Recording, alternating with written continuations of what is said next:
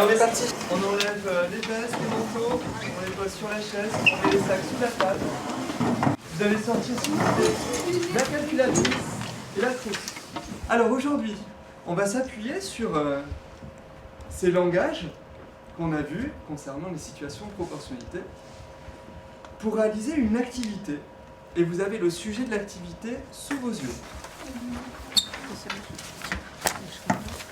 L'activité s'intitule les 24 heures du Mans ou les 10 secondes de Makeba. Est-ce que vous avez déjà entendu parler des 24 heures du Mans?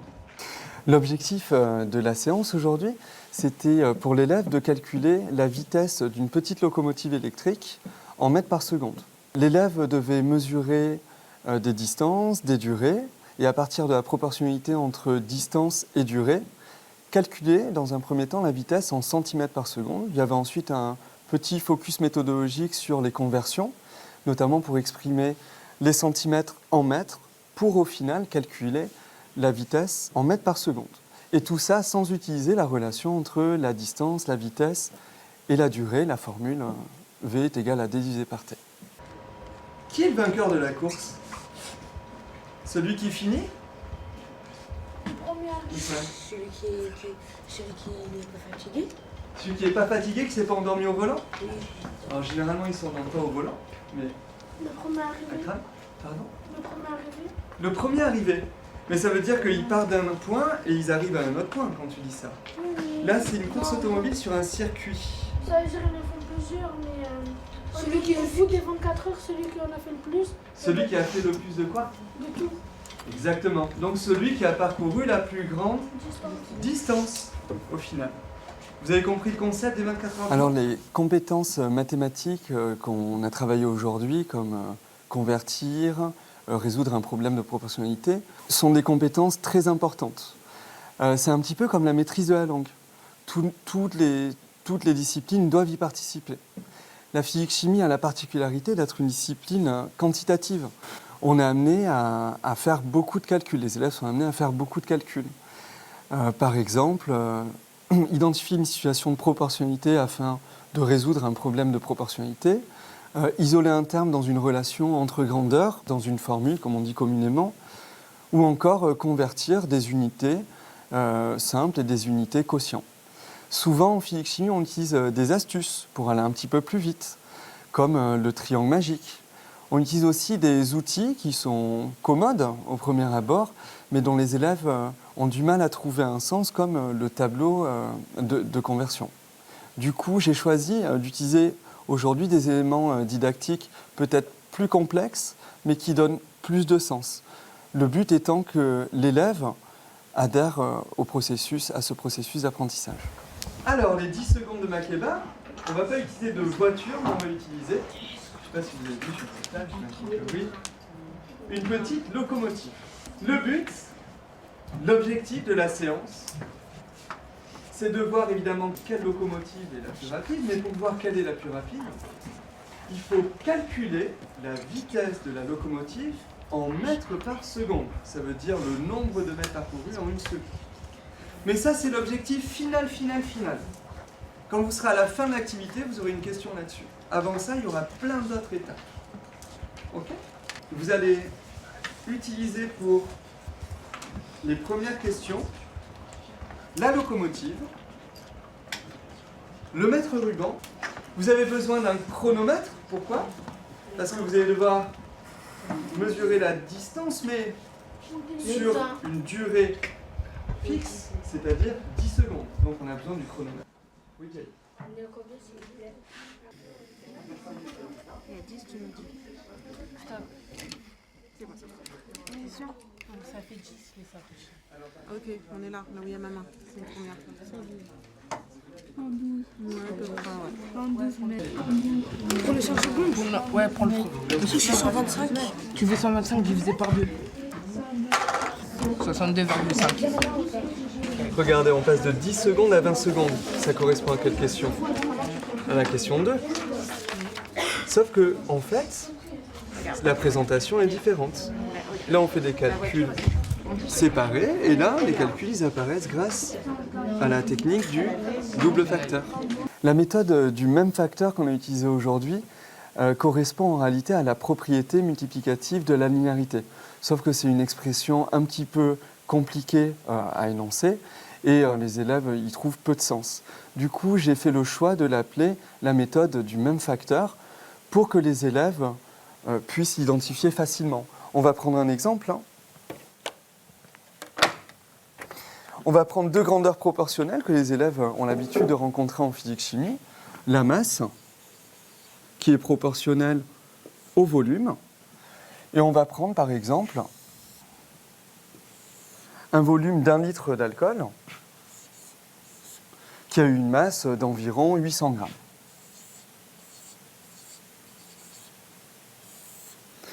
La question est, 2 litres d'alcool a une masse de... Quand on passe d'1 litre à 2 litres, on multiplie par 2, c'est le facteur 2. Et comme les deux grandeurs, masse et volume, sont proportionnelles, on multiplie aussi par 2 la masse pour trouver le résultat. Ce qui nous fait 1600 grammes. Hop. C'est très visuel pour l'élève. On peut voir ici le facteur 2, on a le même facteur. Alors l'intérêt de cette méthode, c'est qu'on peut réaliser tous les calculs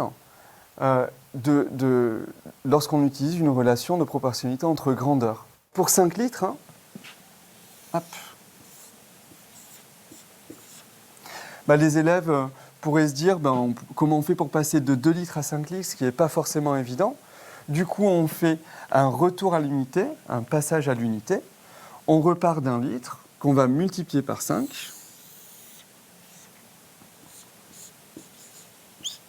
Et on va faire la même chose sur la masse, qu'on va multiplier par 5. Donc on a le même facteur 5 pour trouver la masse. Donc 800 fois 5, ça fait 4000 grammes. Alors vous avez bien compris la définition de la vitesse ou c'est compliqué? C'est compliqué. C'est la distance parcourue par la locomotive en 1 seconde. Ah, mais c'est tout comme ça. Est-ce que vous avez fait ce calcul? Oui. Non? Vous n'avez pas cherché la distance parcourue par la locomotive en 1 seconde? Ah, si. Vous l'avez fait 2 fois. Vous l'avez fait une fois dans la question 4 et une fois dans le tableau. Et 10,5. Sauf qu'il faut écrire vitesse, V, est égal à... Vous obtenez combien? 10,5. Non, 12. Et vous rajoutez le symbole de l'unité. Donc grâce à la proportionnalité entre durée et distance, vous pouvez trouver la vitesse, puisque la vitesse, ce n'est autre que le rapport entre la distance et la durée. Alors le langage naturel, c'est le langage utilisé par l'élève pour décrire une situation, pour expliquer son raisonnement.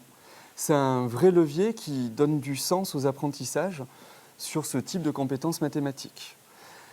Mais il ne faut pas se limiter au langage naturel afin de rentrer dans d'autres langages comme le tableau ou le langage mathématique. Et du coup, on va travailler une compétence qui est essentielle dans le socle, c'est-à-dire passer d'une forme de langage à une autre. C'est une vraie technique de différenciation. En centimètres fois 100, c'est 1 mètre. Parce que 100, c'est... Ça veut dire 1, 2, 3, 4, 5, 6, 7, 8, 9, 10, les deux. 9. Mais ça, on les met bien. Tu dois le mettre plus haut. Ouais, tu coches si c'est bon. C'est bon, tu coches si c'est pas bon. Le modèle en barre consiste à représenter une valeur par une barre, un rectangle. On peut prendre l'exemple d'une règle, comme ici au tableau. Cette règle d'1 mètre peut correspondre à une barre d'1 mètre, qui est elle-même divisée en 10 barres ici qui correspondent au décimètre, et chaque décimètre est divisé en 10 barres d'1 centimètre.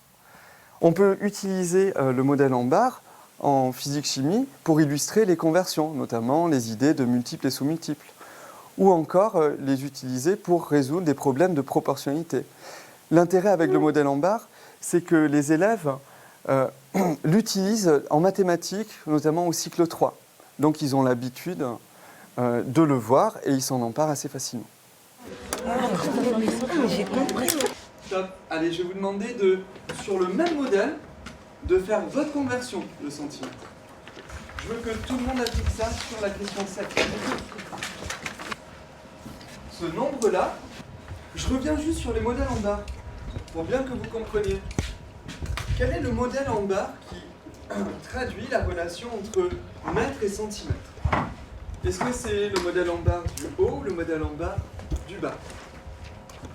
Kylian? C'est le modèle en haut. C'est le modèle en haut qui est juste? Est-ce que si tu devais l'expliquer, le traduire, tu dirais quoi Bah, quand parce tu le vois? que 100 fois 1 centimètre, bah, ça fait 1 mètre. Ouais, top. Donc, par exemple, 12,2 centimètres. Comment je peux écrire ça? C'est 12,2 fois 1 centimètre. Le but étant de changer d'unité, donc passer de centimètre à mètre. On peut dire que 1 centimètre, c'est 1 mètre partagé en 100 parts équitables. Donc j'ai changé. C'est bon pour tout le monde? Ce nombre-là, qui multiplie la fraction, je peux le passer au numérateur. Donc ça nous fait 12,2 fois 1. Donc 12,2 mètres divisé par 100. Dernière question, exprimer la vitesse de la locomotive en mètres par seconde. Est-ce que par rapport à ma valeur, vous pouvez me dire, ma locomotive, elle parcourt combien de mètres par seconde? Ouais, Nassine. Super. Alors aujourd'hui, les élèves, ils ont eu besoin de faire une conversion relativement facile, passer de centimètres par seconde à mètres par seconde. On demande aux élèves au cours du cycle 4 de réaliser des conversions bien plus compliquées et on sait à quel point les élèves peuvent se retrouver au pied du mur dans ces situations-là. Par exemple, la conversion mètres par seconde, kilomètres par heure. On va prendre un exemple. On va partir de 20 mètres par seconde qu'on va convertir en kilomètres par heure. Alors 20 mètres par seconde, on peut l'écrire que c'est 20 mètres parcourus en 1 seconde. Donc 20 mètres pour 1 seconde. Le but étant de convertir les mètres en kilomètres et les secondes en heures. On va donc chercher le nombre de mètres parcourus, non pas en 1 seconde, mais en 3600 secondes, qui correspond à 1 heure, qui correspondent à 1 heure.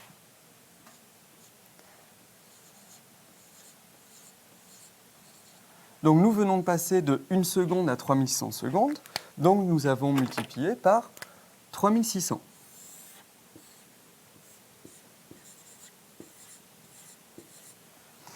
Il s'agit ici de la méthode du même facteur, donc on va multiplier le numérateur par 3600 aussi, afin de déterminer le nombre de mètres non pas parcourus en 1 seconde, mais en 3600 secondes. Ce qui nous donne 72 000 mètres parcourus en 3600 secondes. Et bien là, le résultat apparaît peu à peu. On va maintenant convertir. On va passer de mètres à kilomètres. 72 000 mètres, ça correspond à 72 kilomètres.